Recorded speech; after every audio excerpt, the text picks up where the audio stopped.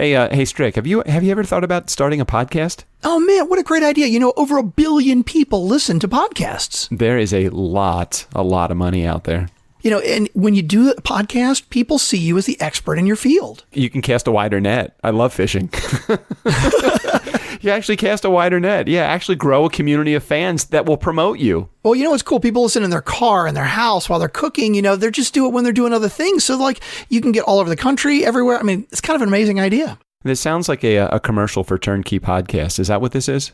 It kind of does. So FunkNfans, if you guys have ever thought about starting your own podcast, but you're like, I have no idea what the hell to do, we know what the hell to do, and we can help with that. Yeah, we can do it. So here's what we're going to do. We're going to create a unique season of podcasts just for you. We handle all the production, all the technical stuff, the hosting, the voiceover guy like Steve-O, and we might even get Steve-O to do it for you too. And we deliver the final product to you. No, it's amazing. And you really need this to become viewed as the expert in your field, whatever field that may be. And we can even help you with exactly what questions to ask, what questions to answer, and all the great things to make you the expert in your field. We're going to support you right from podcast launch day. Even before that, when we're putting all the stuff together, we're going to help you with the launch. We're going to help you sell more of whatever it is that you sell. So if you're a product or a service, or if you're a big box, or if you're regional or national or international, fame and fortune can be yours. Except in Dubai. We don't speak Dubanese.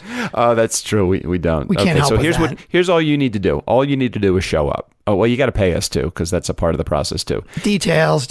Yeah, those are the details. If you click on the show notes, we're going to include a link, and it's going to be, what is it? What's on the link? It's like 12 reasons why podcasting is primed for you to sell more of what you do. It's a really cute infographic, and it shows you why you should be podcasting. Click on that. You get that for free, and then we can talk more.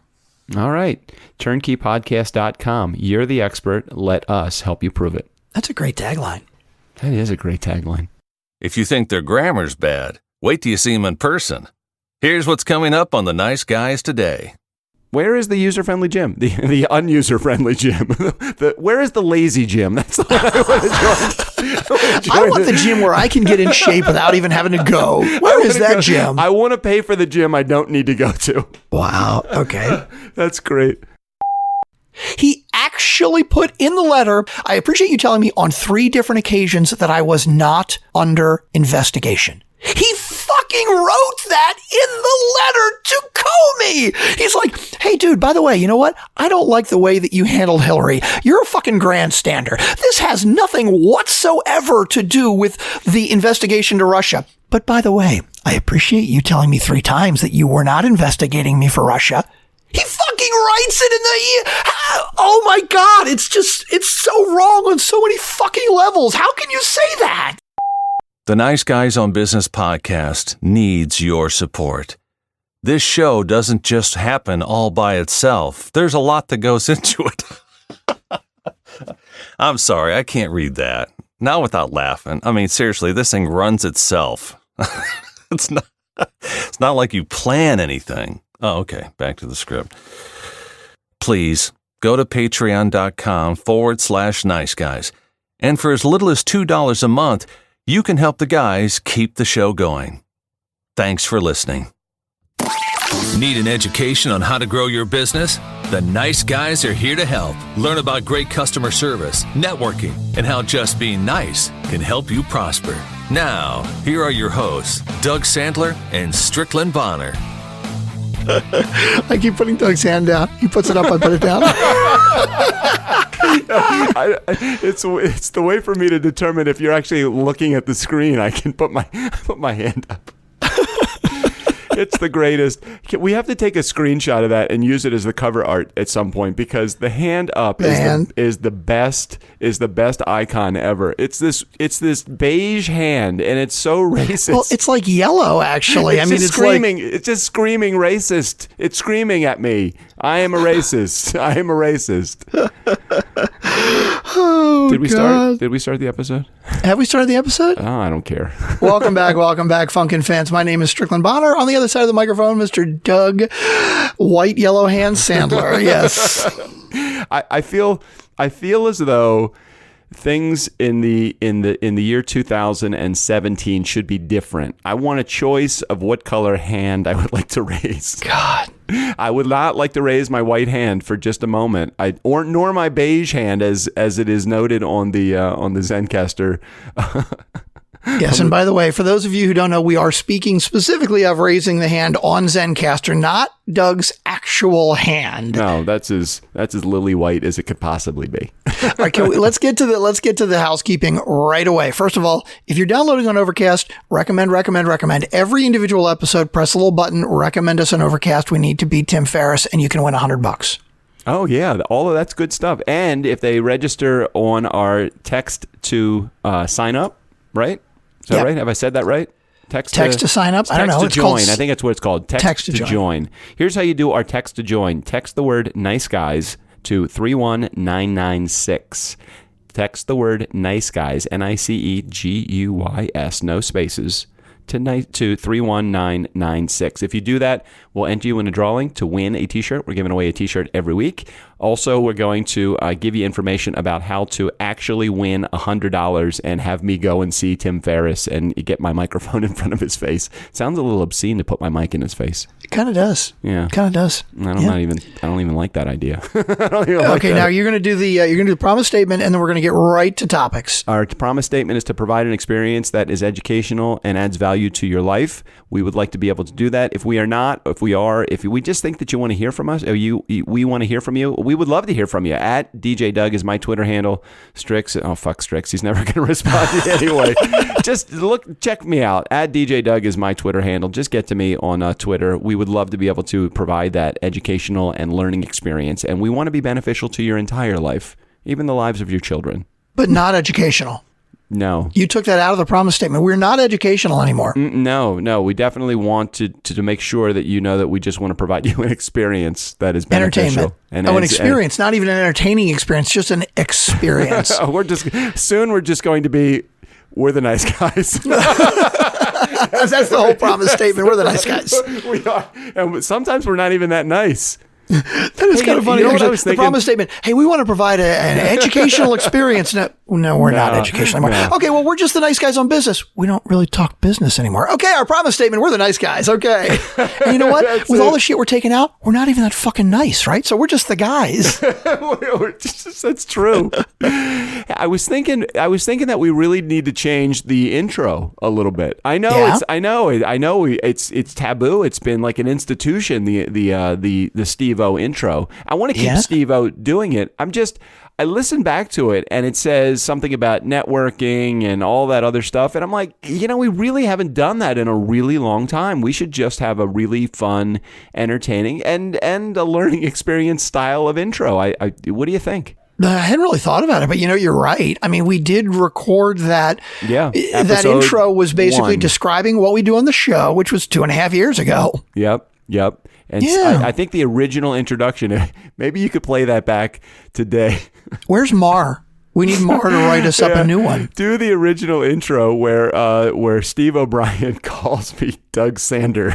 Oh, God, I'd have to find it again. That was funny, yeah. It's exactly the same, except it's Doug Sander instead of Sandler. I mean, it's not that exciting. Yeah, that's true. He did a good job. Maybe I'll put that one. If I can find it, I'll put it to intro this show. Yeah. Okay. See if anybody notices. All right, so we did the promise statement. We did the text to join. We talked about recommending on Overcast. We thanked them for just being awesome. So I think we really have done all the housekeeping things, and we're less than 5 minutes into the episode. That is a fucking record, people. You should be very proud of us. It is a fucking record. For any of you who have listened to the shows before, it is a fucking record. Yeah. Yep.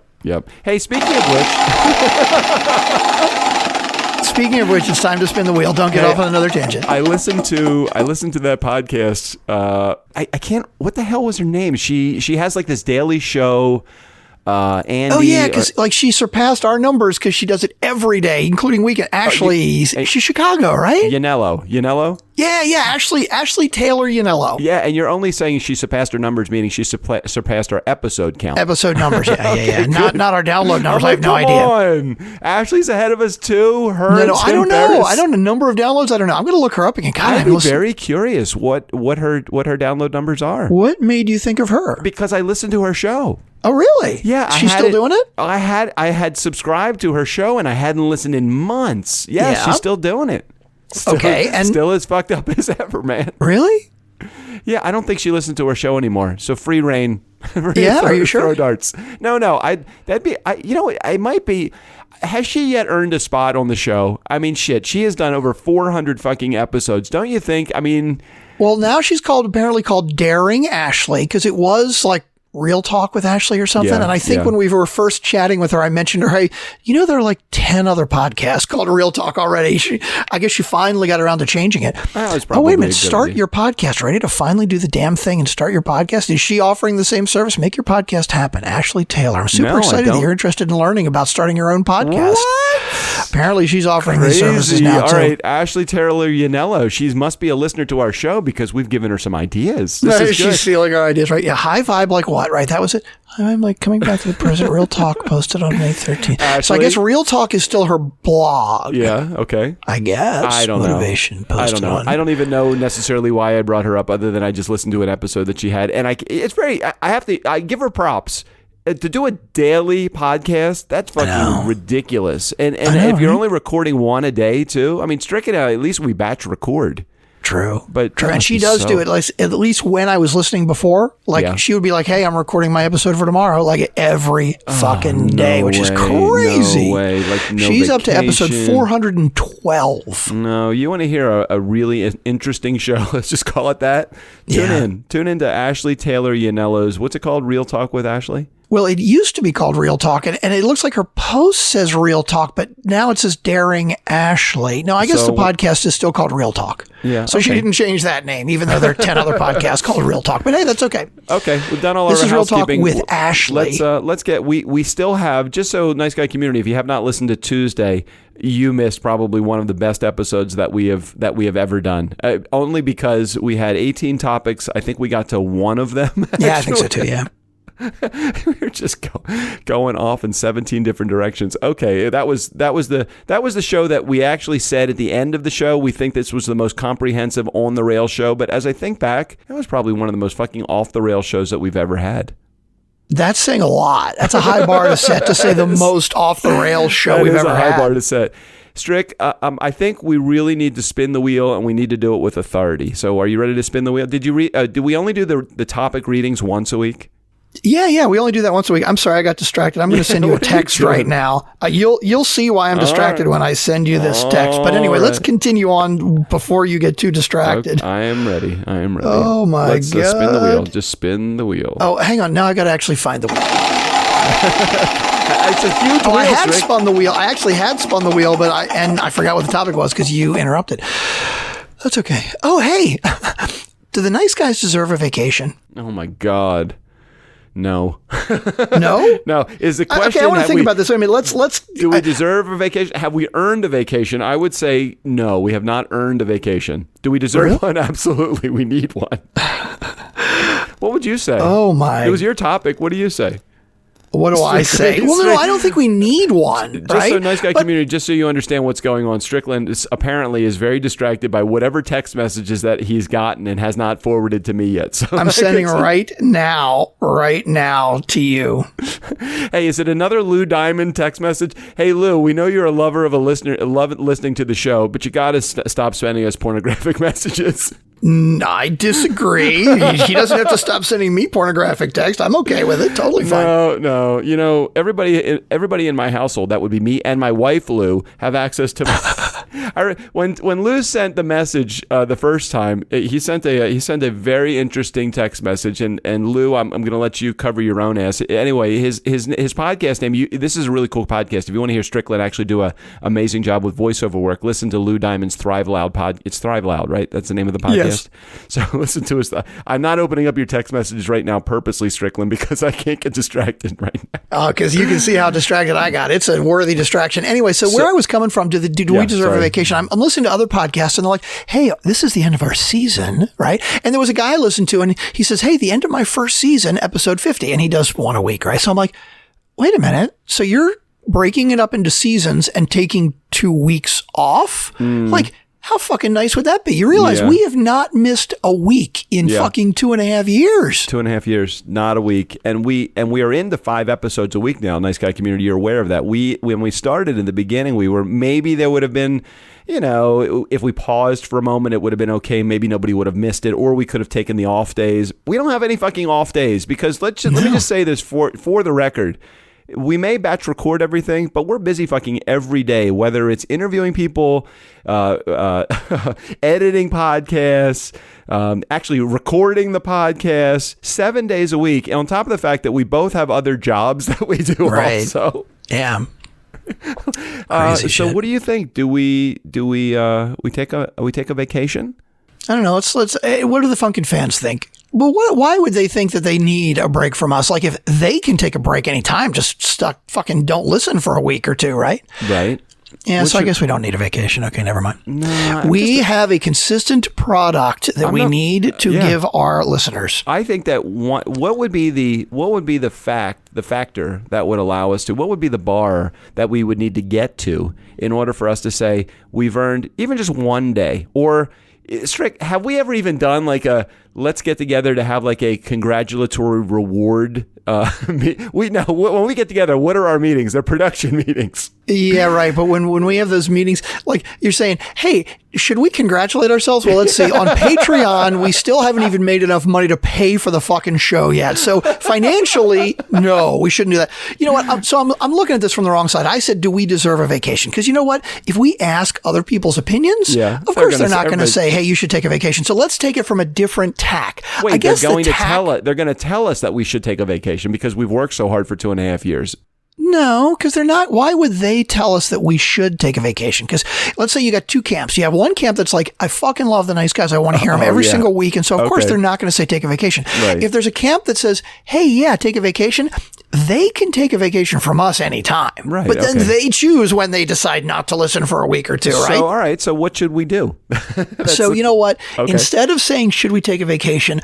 I think this should be our way of basically saying, hey, guys, we want to make sure you appreciate the fact that we haven't taken a vacation. Take vacation. So you know what? Just fucking donate $1 on Patreon. Hey, come on, it's not a lot. We just want to make it to $100. Which topic was this that you said that we weren't going to talk about us? You're right. I did say we weren't going to fucking beg and we weren't going to talk about us, and because I feel like that's all we do sometimes, like on the last episode. And what am I doing? I'm fucking begging.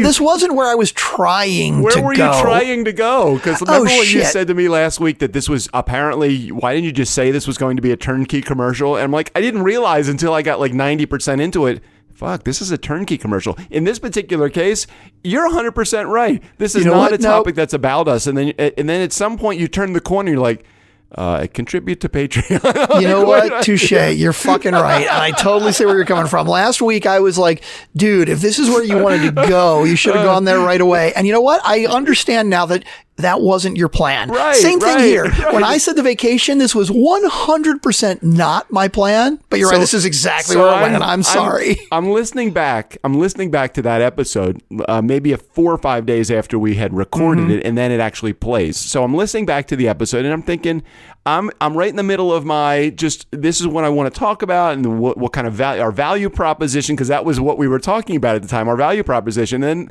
then you're like, Doug, if this is fucking going to be a turnkey commercial about your fucking business, then we should establish that up front so at least we can tell them, hey, dudes, this is a commercial, nice guy community.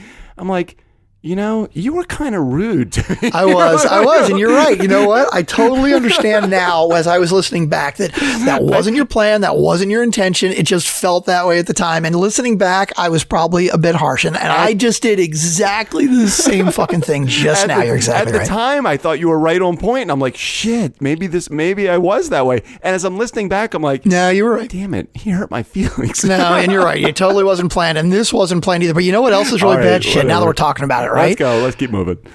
I just looked at our Patreon. Oh, we were at $88 last week. No. We're at 86. Oh, Jesus. Somebody I'm left. looking, there's actually a thing I never noticed this before. There's a patron exit survey. All right. Yeah. We actually have 3 patrons who have left. Okay. What did they leave for? 2 of them left, and it doesn't have the names of the people why that left. they leave? Yeah, it says, April 7th, apparently somebody left a month ago, and it said, I only intended to pledge for a limited time. Oh, okay, that's fair. And then there are 2 others that say some other reason. But they both left May 10th, like days ago. Jesus. What the fuck did we do wrong? I don't know. And it's $2 patrons. Okay. You sign on for $2. I know where you're going. Right? Like, I can't tell you how many subscriptions I have. And I'm not saying this is a good thing. This is not the right thing to do, right? I have subscriptions that are like $7 a month to like fucking Animal Planet or some shit I signed up for my kids, right? Yeah. And like, I see it on my credit card and I'm like, oh yeah, I got to cancel that. Yeah. And like, I fucking forget, right? Yeah. Like, $2 a month? I mean, really, like if you're listening to the show, right? Maybe they didn't listen to the show. Who knows? But wow, I don't know. $2 a month. Well, I can tell you, like, I hate to say this because I love my wife. I love her dearly. I love her. But we spend $160 a month to a gym that she doesn't go to. $160 a month? It's not my money. It's hers. She can do it. She's in a very busy period in her business. And I totally get that. It's just like, I wish they had can I have like a hold? Just put me on hold just for a couple months. I'm really busy with my job. No, but like if you're spending $10 a month, $20 a month, that, right? And you're not going, okay, because it's like you think you're going to go $160 a month. Fuck, that's a lot. Well, it's two. There's two. It's a private gym, and then there's the more public gym that you go to. But yeah, it's not. I get it. I totally get it. And I'm not dogging her about it, but there should be a mechanism. I think this is the gym's issue, but the gym's not, the gym doesn't have an issue. We as consumers have the issue. We don't have the control. The gym has the control. Yeah, I was going to say, let's clarify that. Like, it's the gym's fault that your wife isn't going? No. But what ends up happening... It's the gym's fault that they're charging as much as they are. They don't make it... places like... And I'm not going to throw any gyms under the bus because we've had a very pleasant experience with the couple of gyms that we've belonged to. Listen, I'm smart. I joined for 1 month. I went, and then I'm like, fuck, I'm not doing. This hurts. I don't want to do this anymore. and I quit because I'm a cheap son of a bitch. And for me it's like, okay, I just don't want to spend that kind of money. The gym doesn't really give you a good avenue by which you can say, I want to go this month, next month I don't want to go. They should have an off and on period where, hey, summertime's coming, I'm going to be outside a lot, I'm going to be walking already, I just want to put this on hold. They don't let you do that. How the fuck do you think they make their money? I mean, I'm sure there are gyms that do that. You have to call and ask. I'm saying that. I guarantee you, if your wife went to the gym and said, hey, I want to cancel, I guarantee you they would say, hey, look, instead of canceling, why don't you put it on hold? We're going to charge you $10 a month and you can still do this piece or that piece. Okay. You're just not coming all that. I guarantee you they would say that. But you'd have to threaten to cancel. Yeah, but why does it need to get to that? Where is the user-friendly gym? Where is the user-friendly gym? The unuser-friendly gym? Where is the lazy gym? That's the one I want to join. I want the gym where I can get in shape without even having to go. Where is that gym? I want to pay for the gym I don't need to go to. Wow. Okay. That's all right. Great. Enough talk about us. I certainly didn't mean for it to go. That was. It's hilarious though. It's true. Funny. No, you're right. You fucking got myself right there.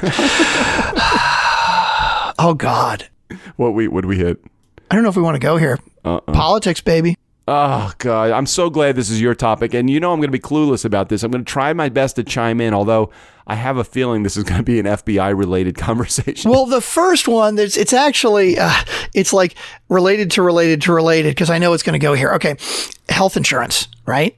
So the Republicans' argument about why Obamacare is broken and how they're going to fix it, their argument is, hey, why should the sick pay for the well?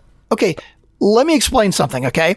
And this is maybe a slightly different way of looking at things. Okay, so the Republican idea is perspective. Go ahead. So tell me the new Republican healthcare proposal, like they've researched it and they said, yes, it will benefit younger people. Younger people will pay lower premiums, but the elderly will pay higher premiums. The sick will pay higher premiums. The rich will not pay higher premiums. And their argument is it's not fair that people who are well, young, healthy people are paying for people who are sick. That's how insurance works. Okay. When I buy car insurance, right? Yep. I'm not paying for me. I'm paying for the guy that gets in an accident. When I buy home insurance, right? I'm paying for the home that burns down, right? Okay, I mean, really, that's how insurance works. I get that this is how insurance works. So believe me, I'm not defending this at all. But in an ideal scenario, in an ideal society, how does insurance how is it supposed to work? Well, how is let's think about it. Is there any insurance that you can think of? Let's forget health for a minute, right? Like life insurance and car insurance and home insurance and renter's insurance.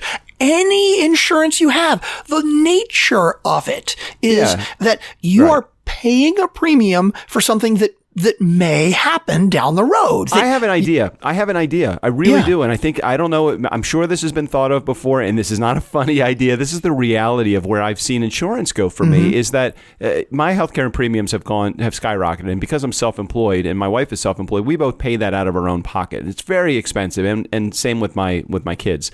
Okay. So the way that I have my life insurance, I have whole value life insurance. I do have some term, but I have a lot of money in life insurance for that's whole insurance, meaning I took that money, I invested it in insurance, so I paid a much higher premium, but the idea behind it is that money was being invested in the insurance and it will grow a cash value.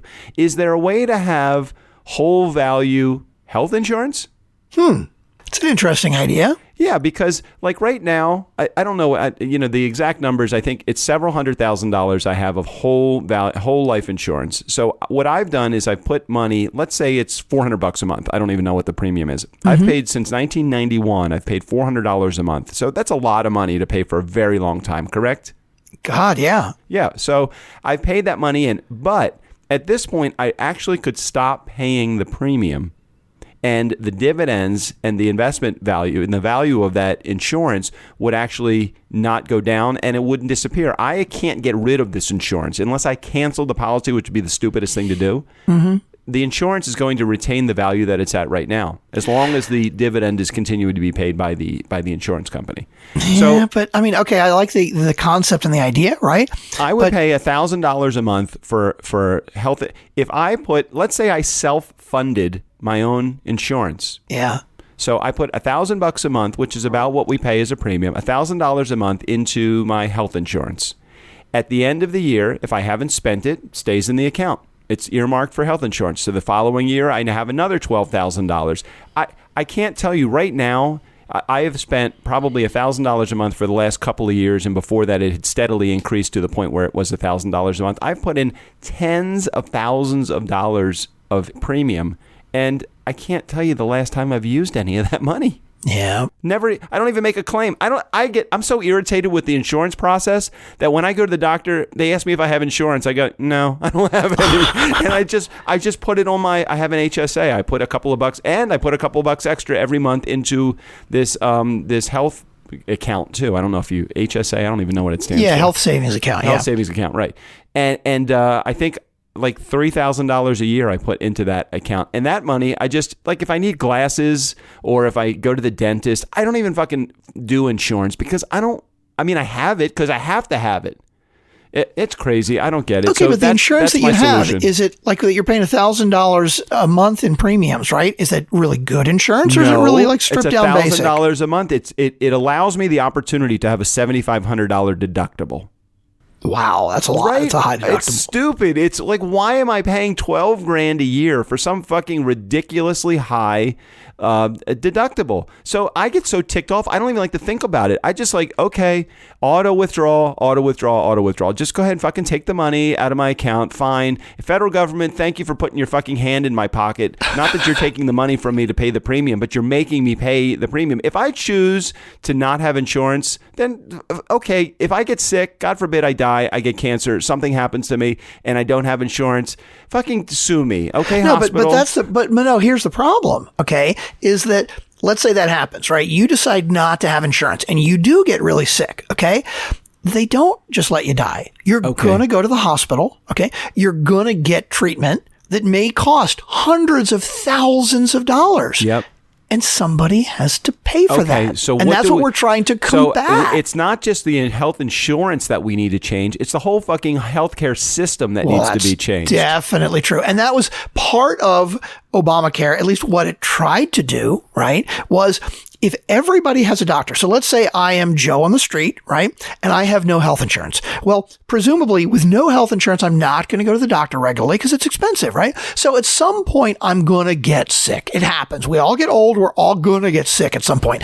And so I'm not going to go to the doctor until I'm really, really fucking sick because I don't want to pay for it. And at the point where I can't not go to the doctor again, I'm going to go, and it's going to cost a whole lot more than it would have cost if I had just gone in the first place. Well, if I had health insurance, in other words, if I'm forced to buy it, then presumably I would be keeping myself in better health ongoing because it doesn't cost me anything. And so long term, it will cost less. Now, that's the theory. I mean, communism works in theory. In practice, it's more complicated. But that's what's happening here, too. I mean, that is the theory that Obamacare was going by. And it really does make sense. It's just much harder in practice. Okay. And the reality of it is it took them fucking 6 years to get in office to get it to come into play. It's only been in play for 2 years. We've given it, I don't necessarily love it. I don't even really understand it, but I can tell you that it's only been in play for 2 years and now they're dismantling it, right? Isn't that what's going on? The Republicans have been trying to dismantle it ever since it went in. Okay, so it's not being dismantled because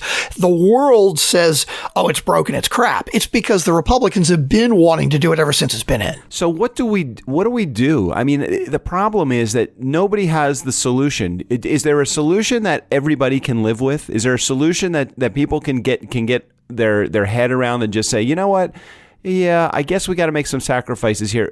Is there ever going to be a happy median so that we can make this happen? Well, that's the hard part, I think, because I believe that most Democrats would agree that Obamacare is not perfect and there are the things that need to be fixed about it, right? Mm-hmm. So let's say hypothetically that Hillary got elected, right? Yep. I would hope that we would, like the administration would look at it and go, you know what? We love the Affordable Care Act, but it needs to be fixed. And they would try to fix it. Unfortunately, since it was Trump that got elected, the Republicans are like, fuck this, because they've been saying fuck this all along. The Democrats have even said, the ones that are in right now have said, look, if all you need to say to us is we want to fix the Affordable Care Act and just say that and we will work with you instead of fuck you, we need to dismantle it because it's horrible. Can you tell me 2, maybe 3 points about this, whatever they're looking to do that's going to be of benefit to we understand that somebody's got to pay for it. It's got to be, health insurance has got to be paid for, right? Well, People here's the problem. Have insurance, the Republican plan, at least the way I see it, and believe me, if there are anybody out there that wants to defend this plan, I would love to hear about it because I'm not all that political. I don't know the details. Surprise. But the Republican plan is saying, first of all, hey, we're not going to force people to have health insurance. Okay. Which again, I like this. This is good. Well, yeah, but it goes against the, okay. So that initial premise, as soon as you say that, what happens to the guy that gets really sick and doesn't have insurance? Okay, let's forget I said that. Just roll. And that's the hard part about it, because believe me, I don't want young, healthy people to have to pay for the sick guy, but is there an alternative? Is there some way to say, hey, I, Joe, don't want to have insurance, but if I get sick, you should just let me die? How is it any different than something like Social Security, where we as people that are under the age of retirement keep putting into this system that people keep saying, well, that's not even going to be here when you retire. Well, why the fuck am I paying money into Social Security? Well, I'd rather just, as I said this in the last episode or 2 episodes ago, I'd rather just give my money the couple $1,000, give my mom the couple $1,000s that I'm paying into Social Security. No, believe me, that's totally the tough one. And it's funny because one of the things that Trump said when he was talking to the Australian Prime Minister, when he said, you know what, you have great healthcare. You know, Australia has really good healthcare. Do you know what Australia's healthcare is? It's single payer through the government.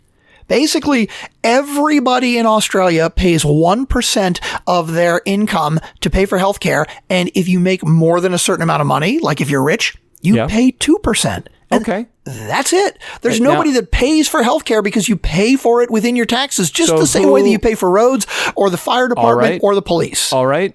Can we get around that? And that's exactly what Trump is saying he doesn't want to do. I mean, that's kind of what Obama was trying to somewhat lean to, but he knows that nobody would really go for that. That was the direction that he was trying to go in. So there's no insurance companies. Is that what we're saying? Exactly. No insurance companies, and the doctors get paid for, and the facilities get paid for by the government. That's my understanding of how it works in Australia. Okay. I'm into it. Let's try it. Hey, come on. Because this fucking shit does not work that we have right now. I know. For the idea for me to literally go into a doctor's office, for them to say, do you have insurance? And for me to say no, because I don't feel like dealing with it.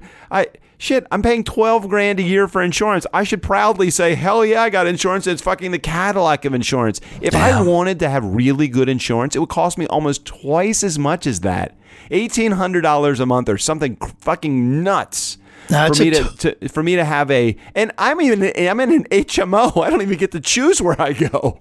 It's a total no-win. I mean, I wish I had a good answer, even a good suggestion, because I know that Obamacare, the Affordable Care Act, they had great intentions, and clearly there are things wrong with it. But the core idea that everybody has to have some kind of health insurance, I think you have to have that, because as soon as you get one guy that doesn't somehow contribute and doesn't have health insurance, everybody else is paying for that guy to be in the hospital. Exactly. Yeah. And you can't get around that. I mean, the only way to get around that is basically to say, you know what? If you don't have insurance, we're not going to treat you. Yeah. And come on, nobody is for that. Yeah. Well, what's going to happen? Somebody's going to get shot.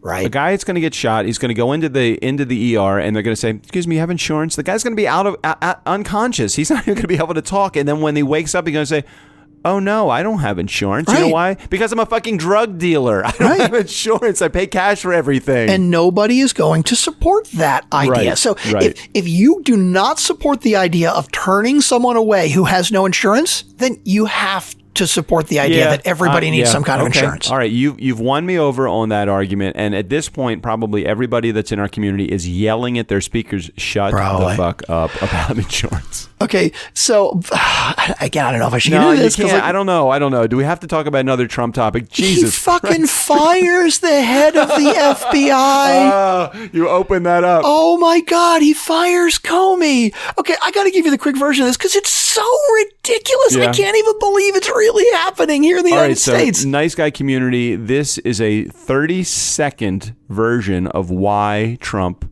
fired Comey. So Comey he's the head of the FBI, right? And 11 days before the election, he came out with, "Hey, by the way, we're reopening this investigation into Hillary Clinton's email." A lot of people would argue that helped Trump win the election. And at the time that he reopened it, Hillary was like, "What the fuck are you doing?" And Trump praised him. Trump said, "You know what? This is justice, and it doesn't matter that it's 11 days before the election, blah, blah, blah. You did a great thing. This is the right thing to do," right? So now he's being investigated, the whole Russia investigation, right? And Trump has been in office for 6 months now, or 5 months or something, right? So the Russia investigation is getting heated, and Trump fires Comey. And he says ostensibly that I don't like the way he handled the Hillary Clinton email thing. He shouldn't have done that 11 days before the election. What? Okay, so first of all, if he really felt that way, he could have fired Comey 5 months ago, right? Second of all, in the letter, and by the way, he says this has nothing to do with the fact that he is investigating the Trump campaign for the Russian ties. Nothing whatsoever to do. The letter that he wrote to Comey firing him, he actually put in the letter, I appreciate you telling me on 3 different occasions that I was not under investigation.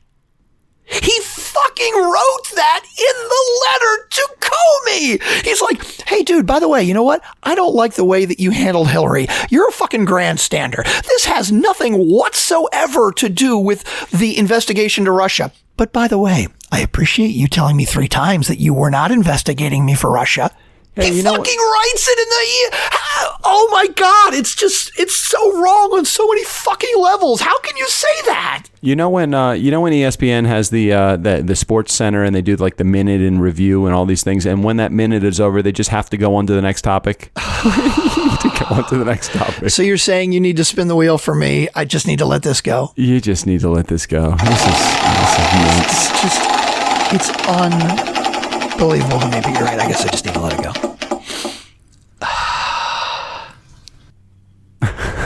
He's exhausted. I just need to take a breath and see what's on the wheel. Everybody, Strickland is exhausted. Oh my God. It's just amazing to me. Anyway, great TV game shows growing up. Yeah, well, so you're going to date us, is what you're saying? No, I won't. I've really enjoyed watching the Wheel of Fortune and Jeopardy and the Love Connection and the Dating Game and the Newlywed Game. How many 1970 something shows and 80 something shows can I mention? No, but you see, you started strong, right? Because Wheel of Fortune and Jeopardy. That doesn't date anybody at all because they're still on. That's true. They're still on. But then you had to go to Love Connection. Love Connection is not too bad either because Love Connection was like on in the 80s. It was on for a while. Love Connection, was that Chuck Woolery? Yes. I think it was Chuck Woolery. He was on some other game shows too, wasn't he? Oh, a bunch. He did a bunch of game shows, yeah. Yeah. You know what? As I was growing up, I really didn't realize this until much later on in my career. I think I really wanted to be a game show host. Oh, yeah, that would have been cool. I did. I really would have loved it. I mean, I don't think I would have liked one of the challenging games like Jeopardy. I'm not smart enough for that. Mm-hmm. But a game like the Dating Game where you can actually just be really like flirty and very double entendre. Yeah. Those are the kind of games like the Newlywed Game. I can recall, Bob Eubanks was the host of a game called the Newlywed Game. Kids, if you don't know, ask your parents. He was a host of this game called the Newlywed Game, and the show was on for I guess many years, and then it came back as the Not So Newlywed Game. Oh yeah. And then Chuck's he was probably one of the grandfathers of game shows on television. Then he kind of retired, and I guess he either ran out of money or something happened because he came back and doing like the corporate version of the Not So Newlywed Game. I forget what they call it. Anyway, Chuck Woolery. Bob Eubanks came in town into DC. This is probably, I don't know, maybe 10 years ago. Yeah, I remember when you did this with him. Yeah, right. I produced the Not So Newlywed Game for Bob Eubanks for one episode that he came to do it for a corp, and it was the coolest thing ever. But I don't know, that made me start thinking about the whole game show thing. Oh, the Newlywed Game, the whole concept of it was really funny and was still really timely. The whole idea of it was they would get people on that were couples that had been married less than a year, right? Yep. And they would ask them questions about each other, right?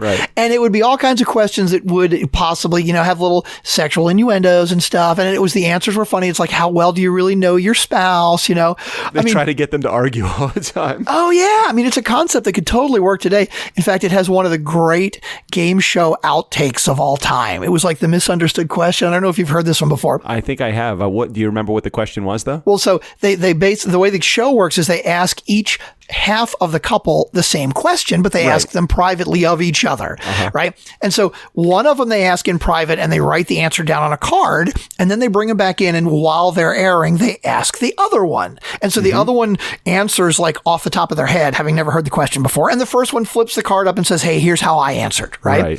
So very nice setup, by the way. That was really good. Thank you very much. So they asked the husband the question of, where was the most unusual place that you made love, right? No, it probably said, where was the most unusual place that you made whoopee? Made whoopee. Right, exactly. Because that was the Newlyweds Game word for make love or sex, was whoopee. Right. And so I think I remember the answer. The husband answered something like, on the washing machine, right? Or like on the kitchen table or something like that, right? Yeah. So they asked the wife live. And this was so perfect because like if they had asked the wife back in the off air, they probably would have laughed and made her change her answer, right? Yeah. So they asked the wife live. He said, what's the most unusual place that you and your husband have made whoopee? And her answer was, in the butt?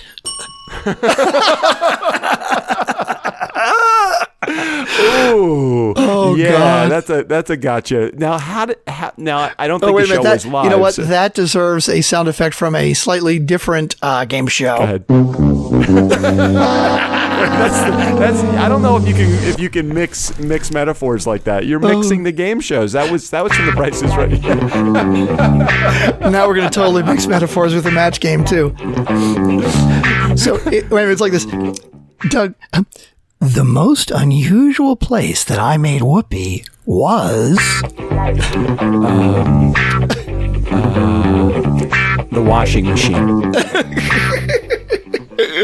Oh, God. Oh, God, that's great. That is great. Hey, Strick, how far into this episode are we? 41 minutes. Holy shit. Oh, Yeah, we've I done know. it again. We're having way too much fun.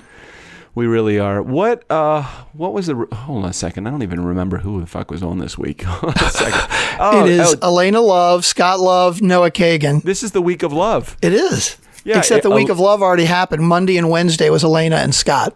Yeah. Are they related? No, they're not related. Elena, great guest, and Scott, the same thing. Both of those episodes, Monday and Wednesday. If you've missed either one of those, you want to check it out. And, okay, so tomorrow's episode... Noah Kagan. Tomorrow episode is Noah Kagan, and he's the guy that has the sumo.com or sumo. Oh, yeah, Sumo, yeah. Yeah. So it becomes a coaching... AppSumo, right, thanks. It becomes a coaching session. He's had some huge guests on his show. As a matter of fact, holy shit. Okay. I gotta talk to Noah. I'm just realizing this right now. Yeah? Noah Kagan had Tim Ferriss on his show. Ooh. Oh my gosh. Really? That's a big one. Yeah, that was like one of his, I think that was like one of his first guests on his show. He's a big deal. And I think that Mar actually introduced me to Noah. Really? I really didn't know who Noah was. I had seen a webinar that he had done, and then I had actually AppSumo is one of the app that we use to collect the email addresses on my DougSandler.com site. I know you love the pop-ups. Mm-hmm. Strick, can I have a pop-up on our TurnKey podcast? Let's talk about it. We will discuss it. It depends on what kind of a pop-up. It depends how big it is. If it's small and it's just in the top and it's not one that you have to close to get back to the website, right. I'm okay with it. Okay, we'll figure out something like that. But you're going to have, I know you haven't edited Fridays at tomorrow's episode yet. Well, probably as of the date of this airing, you have. No, I haven't. Thank goodness you haven't edited yet, because you'd be cussing me. It was just, we started the show, and it was kind of like how we start the show. We don't realize that we've actually started the show. And he said, yeah, fuck, just go ahead. We're just going to use this. And we got to do a whole bunch of editing to that show. Is there any way during that show that you can possibly edit it to make me look good? I would say no. That would be challenging. It's not gonna be good. In a few weeks, though, holy shit. Ryan Stewman comes on the show. He has a podcast called what's the name of his podcast? The something closer. Hardcore Closer. Hardcore Closer podcast. Whoo, Strickland. I don't think I've ever been angry with a guest before. Really? Yeah. I called him bullshit on this. I said what I said to him on the episode. Nice Guy community. That this is totally not like me, because I can be bent out of shape, but I can come back pretty quickly.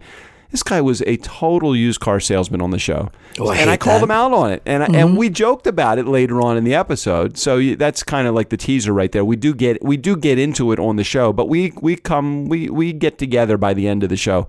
But I didn't know where to go with this guy, because I'm thinking, dude, you're just coming on my show and you're just puking your product. Literally, he read a list of the things of the value of it. I'm like, what? Oh, you just sounded like a used car salesman, dude. It was not good. Funny. I got bent out of shape a little bit. I came back though. You'll hear.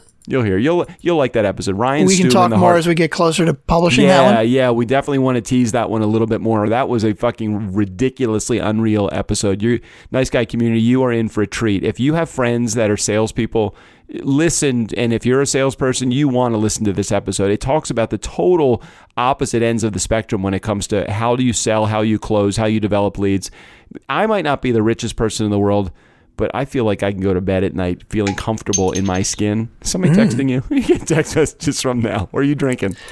No, I'm not drinking. Yeah, my little pop top. That's my my sound. So anyway, Noah Kagan's on the show tomorrow. Listen to Elena and Scott Love. Elena on Monday, Scott Love. They're not related at all. They live in opposite ends of the country, and both of those are great episodes too. You'll really enjoy. Elena she's just a sweetheart of a lady, and she does a great job on the show on Monday. So go back and listen to that if you haven't already. If you're only tuning in for the shittery of Tuesdays and Thursdays, there actually is a little bit of content that you want to listen to on Monday and Wednesday and Friday this week as well with Noah.